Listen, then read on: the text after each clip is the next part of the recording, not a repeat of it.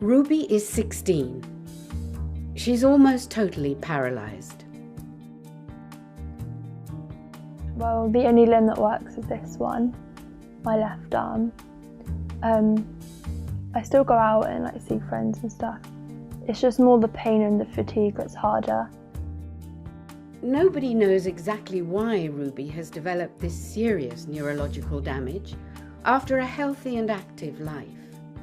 But it all started after she had her first of 3 injections of the HPV, human papillomavirus vaccine.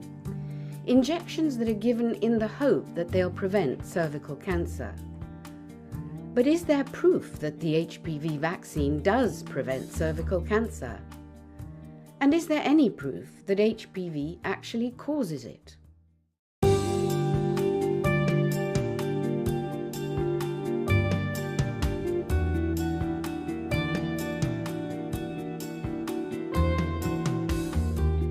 These girls have died. They're among hundreds of documented deaths following the HPV vaccine.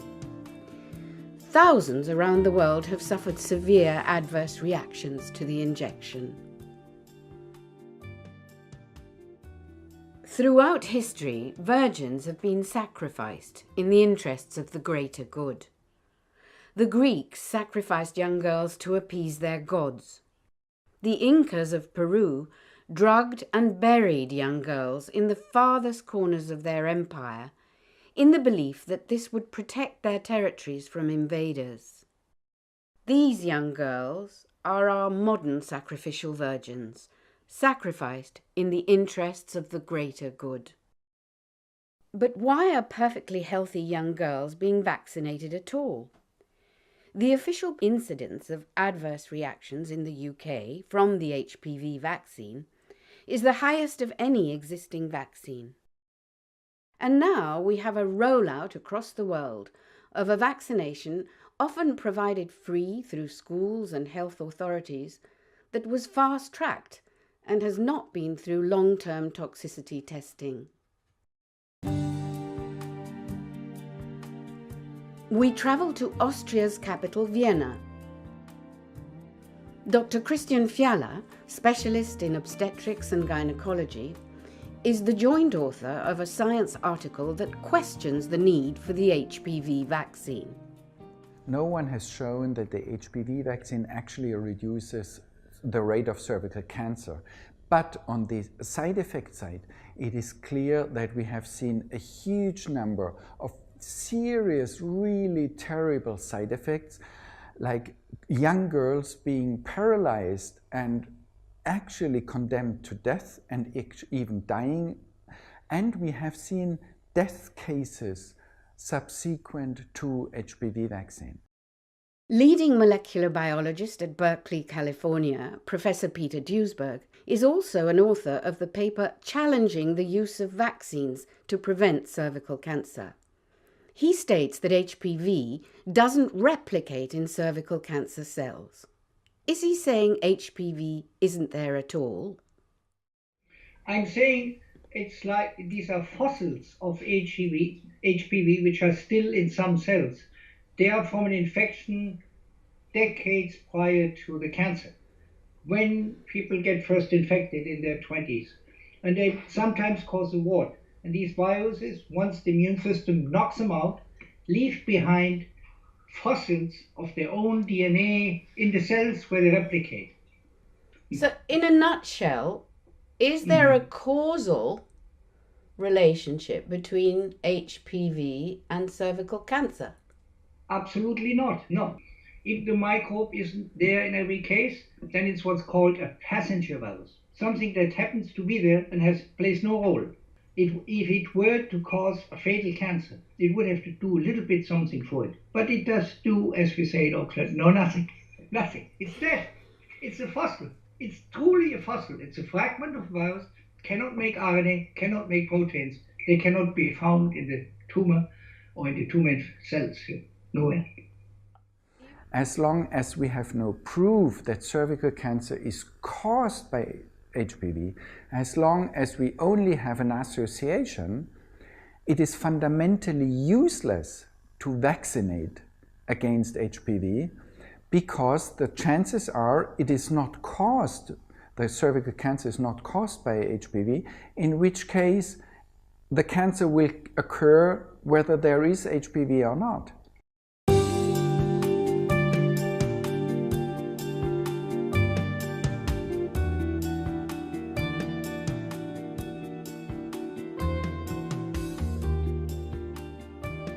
It was Dr. Fiala who first alerted his colleagues to the death of a 19-year-old girl in Vienna, Yasmin Soriat, after her second HPV injection. I think it was half a year or so, or a year after the rollout, there were rumors of a death case.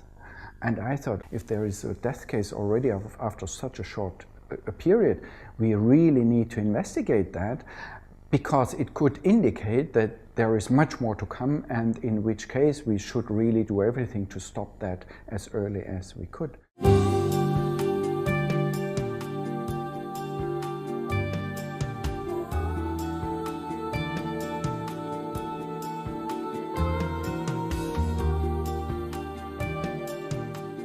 Yasmin's father told us his daughter used to come running here regularly, and that she was here the night before she died in her sleep of respiratory failure. She'd been suffering neurological symptoms for a while before. I contacted a neurologist and asked him, listen, there is a very strange story here. We have a girl 3 weeks after vaccination, she had some neurological symptoms, and then shortly after she died from central nervous apnea. And he said, well, that lies within the typical time range we see after vaccination, which is about 2 to 6 weeks. We contacted the government forensic pathologist, Dr. Johann Misliwetz, who was ordered by the court to do a second autopsy because the first couldn't establish a cause of death. Dr. Misliwetz has taken early retirement and lives on the outskirts of Vienna. We first did toxicology and blood alcohol, which all was negative. So I also couldn't find a reasonable cause of death, but I had two suspicions. One is it's a genetic disorder of the heart, and the other one, it had to do with vaccination of the young girl, which has done before. When Dr. Misliwetz reported his findings to the drug regulatory authorities, he received many phone calls from senior members of the medical establishment in Austria. Well, there was a lot of interventions. Many professors called me up, phoned me and said I should stop talk about vaccination deaths. I've been done thousands of autopsies, but nobody called me and nobody phoned me. This was extraordinary. How did it make you feel? Well, I wrote what I wrote, and it was my business, not theirs. But I was a little bit fed up. Does Dr. Misliwetz think the HPV vaccine should continue to be rolled out across the world? I think I don't know enough about it to make a decision between risk and benefit. That's what I would say. But my daughter asked me, and I asked her if she wanted a vaccination against HPV. She's a pharmacologist, and she said no. Back to Professor Duisberg and his challenge to the science behind HPV. You've spoken in the past about how the body deals with human papillomavirus. Can you explain that? Is it just part of our dirty baggage, and do we just deal with it and then it goes away?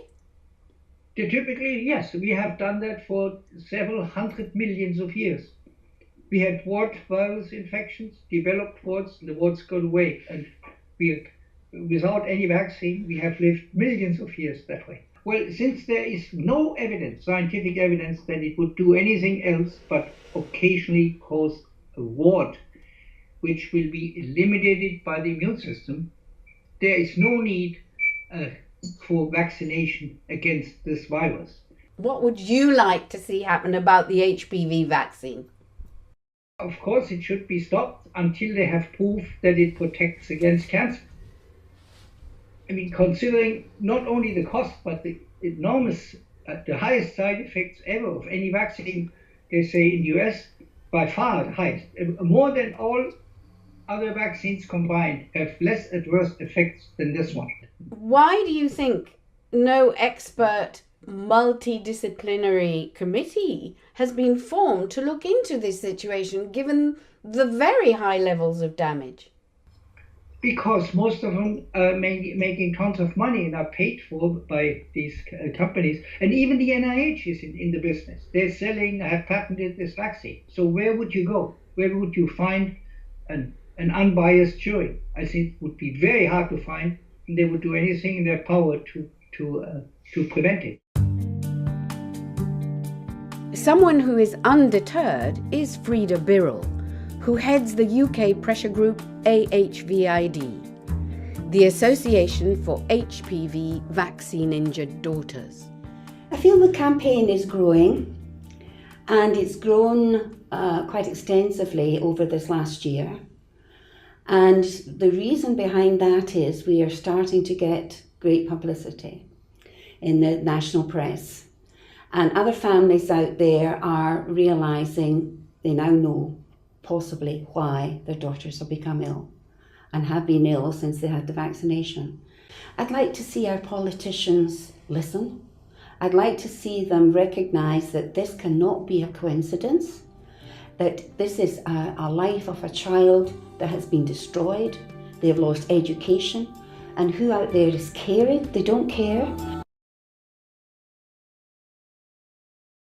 In part 1, we examined whether or not there is proof that the HPV vaccine prevents cervical cancer, and whether HPV actually causes it.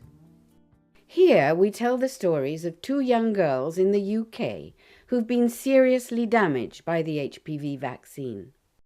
With the help of an internationally renowned authority on aluminium toxicity, Professor Christopher Exley at Keele University, UK, we examine what is in the vaccines that can be causing the damage.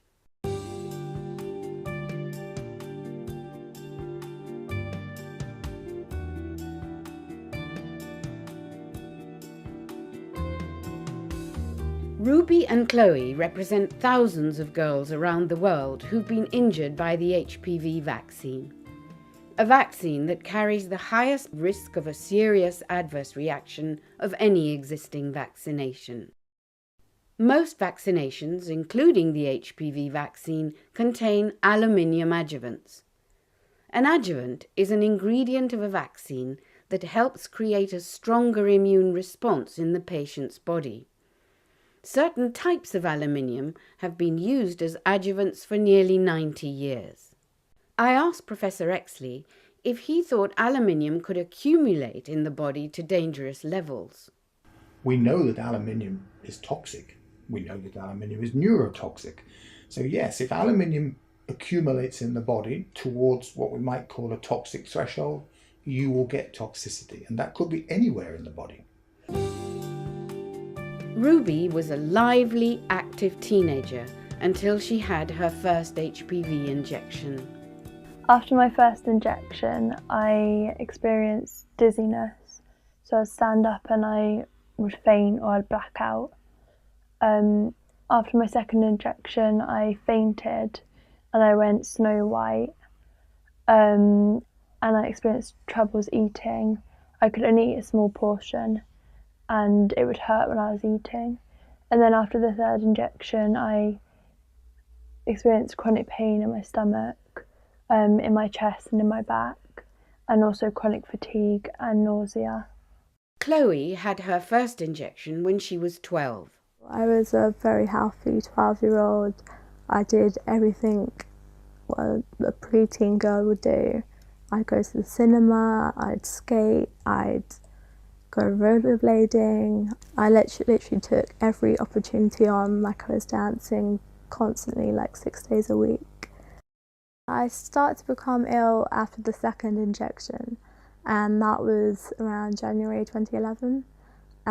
It started off with joint pain, muscle pain, bone pain, relentless fatigue which would not go away without sleeping, I used to fall asleep in lessons, and then it kind of escalated from there. Chloe's condition has gradually worsened, as her mother Sophie explains. She can't eat anything at all. She can't even swallow. She can't even drink. She's fed through one of her tubes, and she's relying on 22 to 24 hours fluid through a central line. And that's ongoing. You have to keep making up the feed throughout the day and hanging it up and connecting it to her. So that's throughout the day. So And who does it? me. So sometimes through the day is all you do is put up feed and medications. And also once a day you have to disconnect and connect her central line. So that's at a certain time through the day. So that's all day long. So and then in between that you've got to try and do other normal family things. Is it possible that aluminium in the HPV vaccine could cause such severe neurological damage? The worry is that the use of aluminium adjuvants can and does result almost certainly in toxicity away from the injection site. Chris Exley goes on to explain that immune-reactive cells are attracted to the injection site, can load up with aluminium from the vaccine and travel around the body. And there's very good evidence to suggest that these cells, when they're loaded up with aluminium, can actually pass into the brain. Now, a cell that is loaded up with aluminium may remain viable for a short period of time, but it won't remain viable forever. In other words, that aluminium will slowly kill the cell. And if that cell has entered, let's say, the brain in some point, and then that cell dies because of the aluminium in there, that aluminium is then released into a new environment. In this case, it might be brain tissue, where it can produce toxicity there, depending upon how much is released and the particular environment. Why is this particular vaccination causing a much higher number of adverse reactions when compared with others? Exley explains that he has some concerns about the aluminium content in both of the HPV vaccinations. Gardasil, manufactured by Merck & Co., and Cervarix, manufactured by GlaxoSmithKline. Cervarix contains a commonly used aluminium adjuvant called aluminium hydroxide. But there is a second adjuvant included in Cervarix, which is essentially a lipid. And so these two work together as the adjuvant in this particular HPV vaccine.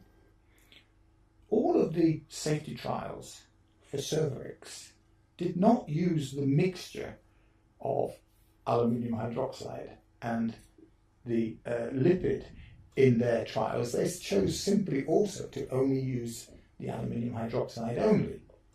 So that's one thing that in itself you begin to ask unusual questions about why that was the case. You also have to ask the question, why in the other major HPV vaccine, Gardasil, why have they used a completely new adjuvant, aluminium adjuvant, one which has essentially not been used before? And there is another concern. Why was aluminium added to the placebo group, that's the non-vaccine group, in the comparative trials? This is clearly crazy.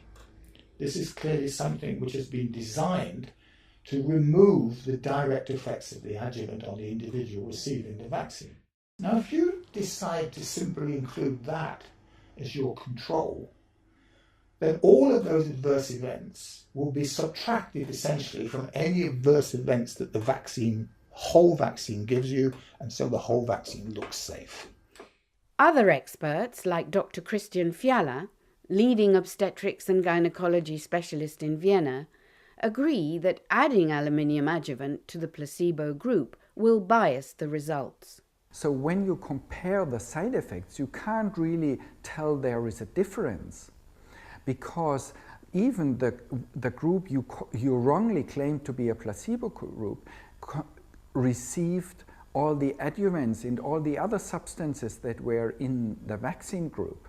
And so if you compare the side effects, you can come to the conclusion that there was not much difference, but the difference is not because the vaccine group had few side effects, it's because the so-called, wrongly called placebo group had the same side effects as the vaccine group. And this is what basically would be called cheating. In scientific terms, it's called biased.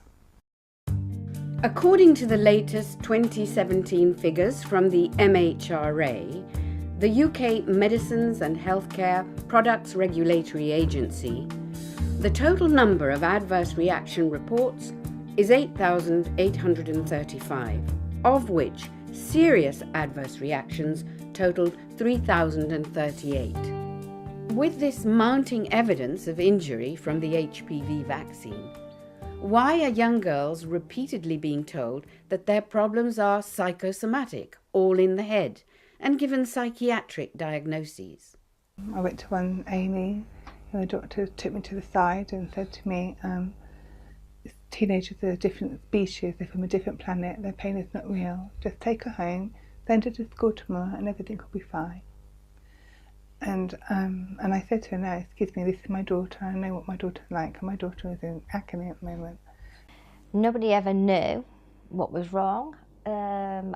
We all had, it's all in your head, it's all make-believe, you got to just get over it and get on with it, basically. But she kept getting worse, and we did get on with it. We'd never get over it. Most doctors won't even consider that it would be the injection, but 2 doctors have said that the injection has caused this with me, but they won't write it down, so it won't be in my records. So it's very difficult for all the other doctors to believe us when we tell them that they have agreed. How does that make you feel? Quite angry because the injection's still being given out and other people are still getting ill. And we're all getting put down the psychiatric route. If you know that family, and know the child and have known them for years, and know their medical history, why would you suddenly point the finger and label that child with having a mental health disorder when there's no history of it in her medical records? That is the problem. Generally, the whole medical professionals and the government just completely wipe off the fact that people are vaccine injured because they are totally worried that they're going to lose their job. There was a time where I did die, but I came back to life and I was ready. I knew that moment I was ready to carry on. I needed to let the world know what truly happened, and that's why I'm here today.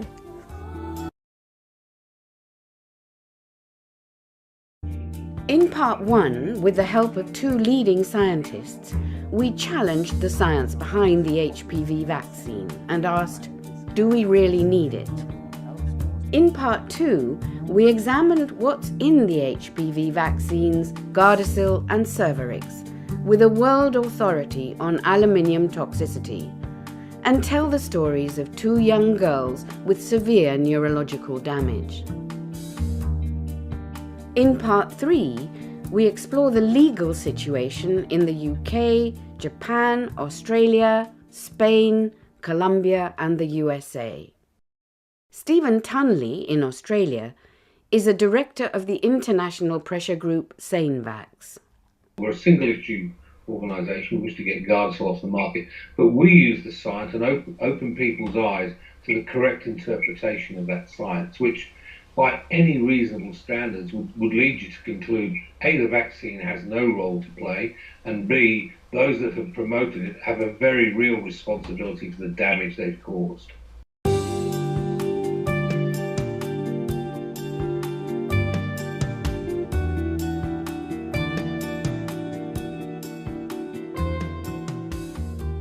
Kristin Clulo is 33 and lives in Newcastle, Australia, where she's a full-time high school teacher. Before her first HPV injection in 2008, she was lively and energetic. It was after her second injection that things began to go wrong.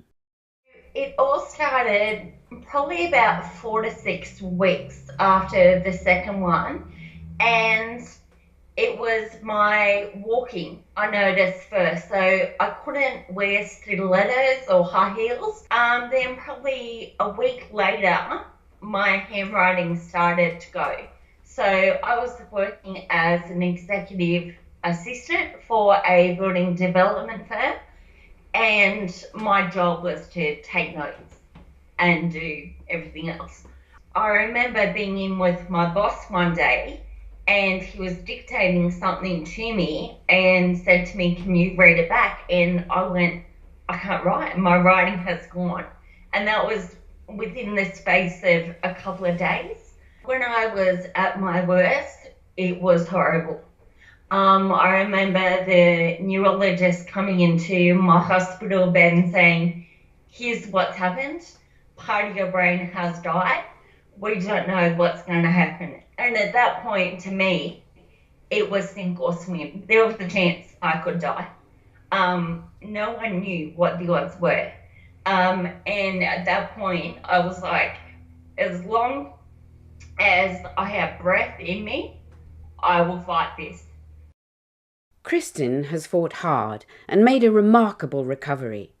She's one of thousands of victims suffering side effects from the HPV vaccine, which has the highest rate of adverse effects of any existing vaccine. These are the World Health Organization's figures for adverse reactions to the HPV vaccine in 100 countries. 167,900 adverse reactions in 72,921 reports, including at least 280 deaths. Eminent neurologist in Japan, Dr. Hirokuni Beppu, has extensive experience of drug injury. He founded the independent drug bulletin, The Informed Prescriber. Is it easy for some of these serious reactions to be missed in the sense that they don't figure statistically? It is very difficult to find those people who are susceptible to autoimmune disease because they are very rare in general population. And usual statistical methodology, it's difficult to prove there are some difference in the occurrence of such disease. So they say it has no relationship with vaccination. Are you satisfied with the way the HPV vaccine was fast-tracked onto the market after only the stage 1 trials? Are you satisfied with that? No. This is a very new types of vaccine, so it has a very high risk for severe adverse effects. We must be very careful to introduce to whole of the population. And so such kind of check is very few in this case. Are victims of the HPV vaccine suing through the courts in Japan? Yes. And now, at present, about 120 persons, nearly 120 persons, making lawsuit against pharmaceutical company. It is now going on in 8 cities in Japan. And other additional people are also thinking about to start. Does Dr. Beppu think the HPV vaccine is useful at all? No, not useful. HPV vaccine is useless because it has a very low risk-benefit balance. And we cannot differentiate those people who have risk to this vaccine.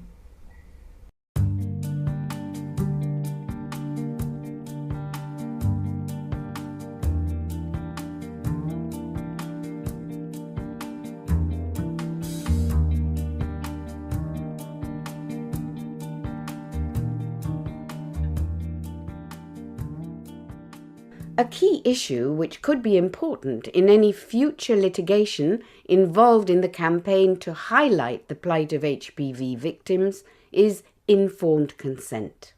The parents at time of consent get a little information leaflet which says that the vaccine is safe and effective and the side effects are quite mild.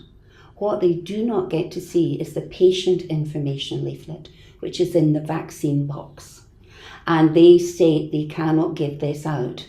They may give it to the child at the time of vaccination, or they may not.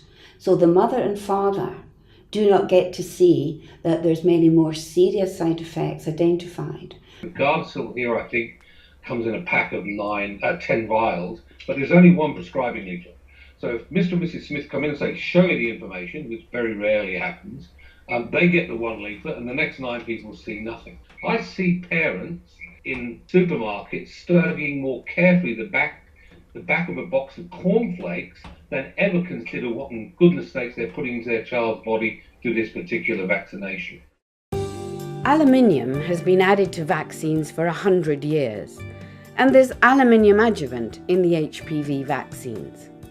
However, according to a leading authority on aluminium toxicity, Professor Christopher Exley, questions need to be asked as to why a completely new aluminium is being used in Gardasil and why another type of aluminium has been added to Cervarix after the clinical trials.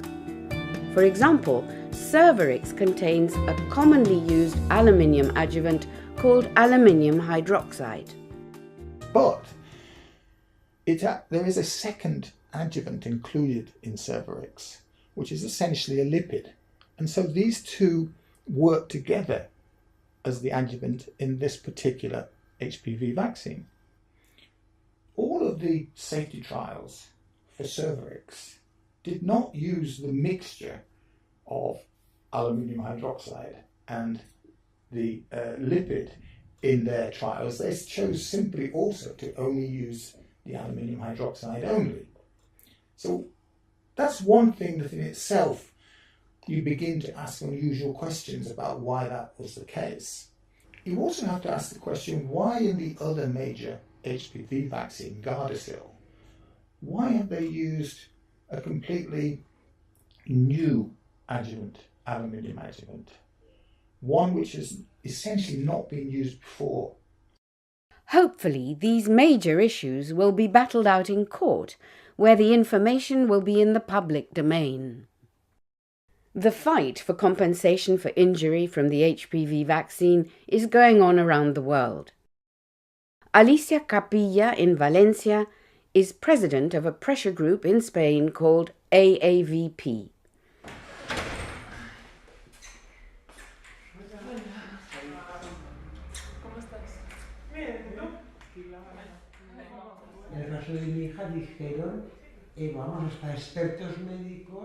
There are over 1,145 reported cases of HPV vaccine damage in Spain, with 3,500 notifications of adverse reactions and 6 suspected deaths. A recent breakthrough judgment in Asturias in February 2017 acknowledged a causal link between the HPV vaccine and the death of a young girl, Andrea, in 2012. In March 2017, the US legal pressure group Judicial Watch denounced on its website the fact that certain minors can receive the HPV injection without parental consent. In Colombia, the voices of protest are becoming louder. Argentina, tengo 13 años, soy de la ciudad de Medellín. Hace 2 años mi vida transcurría normalmente, estudiaba, tenía un grupo de amigas. Siempre que me gustaba ser la líder, me encantaba estar como representante de grupos. Estaba en clase de teatro. En mayo me aplicaron la vacuna del papiloma humano.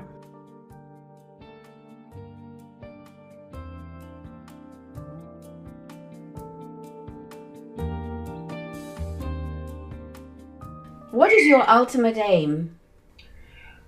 There are three things. I'd like to see more parents informed. That's the most important thing, where people actually take a responsibility for what on earth they put into their child's body. And it is children we're talking about. You know, why in goodness sakes would you put this vaccine into a 9-year-old girl when her chance of getting cervical cancer at the average age of 52 or 53 is so low that she's just as likely to be damaged by hitting her head falling off the back of a chair, quite frankly. And the third thing is I would really like to see compensation and help for the girls that have been damaged. Do I ever believe sincerely that you'll ever get any money out of the pharmaceutical industry? Probably not. I think you can probably sue the GPs for failure to provide informed consent. And you know, the fact is, I don't care what your excuse is that you didn't understand this. You have a duty of care to your patient, and the fact that you didn't read that prescribing information or understand more about it, and you've given it to a child who has a genetic predisposition to an autoimmune disorder, and it then subsequently triggers autoimmune disorder type symptoms, you have, I think, a liability. And I suspect at some stage there'll be a test case over that. What is your message to the manufacturers of the HPV vaccine and those responsible for rolling the vaccine out both nationally and internationally? I would like to say to them that what they are doing is unethical. They need to research their product. They need to take it off the market and research it, because what they are doing is hurting people. And it's not just, you know, a headache or a sore arm. This is a permanent brain injury that I've had to live with for 9 years. Your recovery is an inspiration. What is your message to other girls who've been damaged? My advice is stay positive. I see a lot of people that they get this, they get sick, they think there's no hope, and they're very negative about the world. I think channel that negative energy into something positive. You can get better. I'm proof of that. Surround yourself with good people and just never give up.